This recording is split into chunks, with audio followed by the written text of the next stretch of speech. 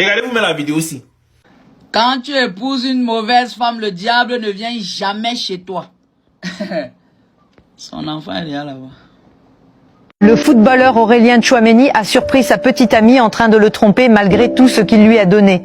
Selon plusieurs rumeurs relayées sur les réseaux sociaux, le milieu de terrain du Real Madrid lui versait chaque semaine environ 28 000 euros. Mais ce n'est pas tout, il lui aurait également acheté une maison dans la ville de Fuenlabrada en Espagne.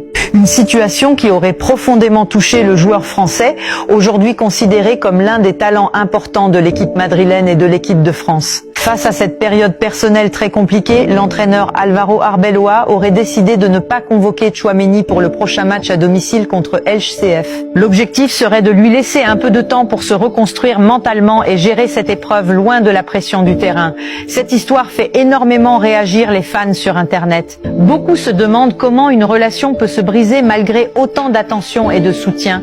Et une question revient souvent, au final, qu'est-ce que certaines personnes recherchent vraiment dans une relation? Selon vous, est-ce que l'argent et tout ce qu'on peut offrir suffit vraiment dans une relation? Les gars, petit conseil, ne cherchez pas à comprendre la femme. Sinon vous allez facilement vous embrouiller, ça va vous faire déprimer. Parce qu'on n'est pas facile. On cherche souvent un homme qui a tout, qui a les moyens. Mais quand finalement on l'a, cet homme-là, on trouve qu'il n'est pas très attentionné, il n'a pas trop le temps pour nous. On préfère celui qui n'a pas trop de moyens et qui a plus de temps pour nous. C'est ce qu'on dit. Mais quand on est avec celui qui a le temps pour nous, là, on trouve qu'il n'a pas les moyens. Donc on est bizarre avec lui. C'est quel gars qui nous traîne dans la galère depuis là, il ne s'en sort pas. Quand finalement, on a le gars qui a les moyens et qui est attentionné, on trouve que Joe, on s'ennuie avec celui-là. Il est un peu trop beau. Parce que vraiment la vie avec lui est trop nonchalante. C'est vrai qu'il a les moyens, c'est vrai qu'il me donne tout. Mais je sais pas, il y a un petit truc qui manque. On va chercher un bad boy.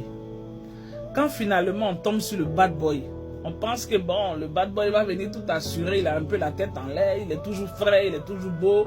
Au moins lui il est présentable, et lui on peut sortir, et lui on peut s'amuser, on peut délirer. Finalement on trouve que le gars est trop bad boy, c'est pas notre genre. Allez là, tu dragues femme, ton cœur fait bouk, bouk, bouk, bouk.